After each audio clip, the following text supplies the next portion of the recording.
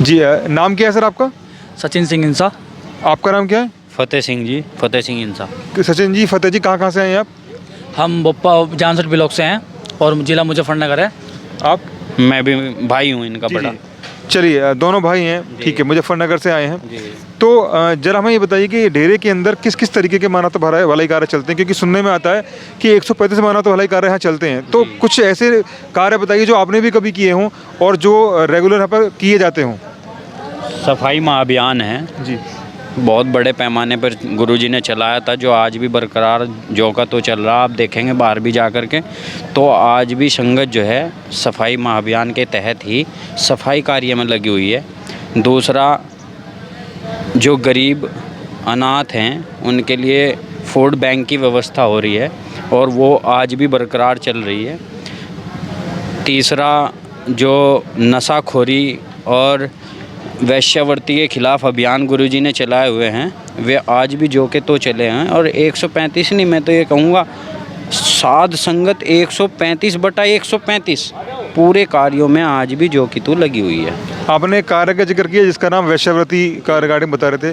तो क्या क्या प्रोसीजर है, किस तरीके से वैश्याओं को वहाँ से निकाला जाता है और किस तरीके से, मतलब क्या उनको बताया जाता है, फिर किस तरीके से शादी की जाती है, क्या वो कन्विंस हो जाती हैं या मना करती हैं, या यहाँ के जो नौजवान हैं वो किस तरीके से तैयार होते हैं, क्या उनका रेस्पॉन्स रहता है, इसके पूरे प्रोसेस के बारे में थोड़ा बताइए।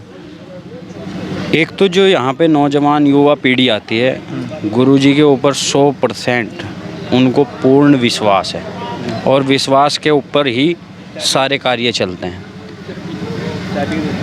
अब आई वैश्यावृत्ति की बात, तो गुरुजी ने समझाया कि भाई ये कार्य जो है एक बहुत ही घिनौना आपराधिक कार्य है, और उन्हें समझाया गुरुजी ने कि भाई आप अगर ये कार्य छोड़ दोगे तो हम आपका इलाज करवाएंगे। करोड़ों रुपया इसमें खर्च भी आता है डेरे का, जो साध संगत जो है इकट्ठा करती है, और डेरे के में परमार्थ होता है, परमार्थ के द्वारा उनका इलाज फ्री करवाया जाता है। एक वैश्य पे 20-20 लाख 25-25 लाख का खर्च आता है, क्योंकि उनको बीमारी ऐसी होती है। तो उन्हें समझाया कि भाई आप मुख्य धारा में आओ, समाज में आपको लेके आएंगे, समाज में लाने के बाद आपका इलाज फ्री करवाएंगे, आपकी जो है पहचान गोपनीय होगी।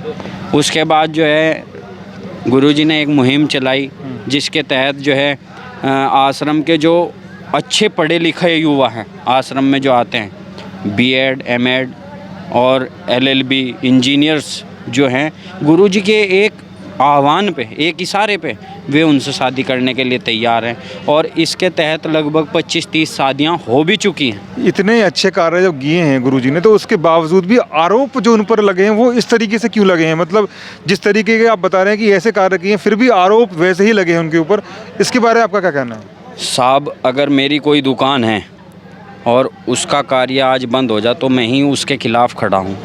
आप देख रहे होंगे कि 6 करोड़ गुरुजी के फॉलोवर्स हैं, आज वे नशा छोड़ रहे हैं, और 6 करोड़ का अगर 10 रुपये रोज़ का बीड़ी सिगरेट का खर्च भी आप मान लो, तो आप देखो कि कितना बड़ा नुकसान है।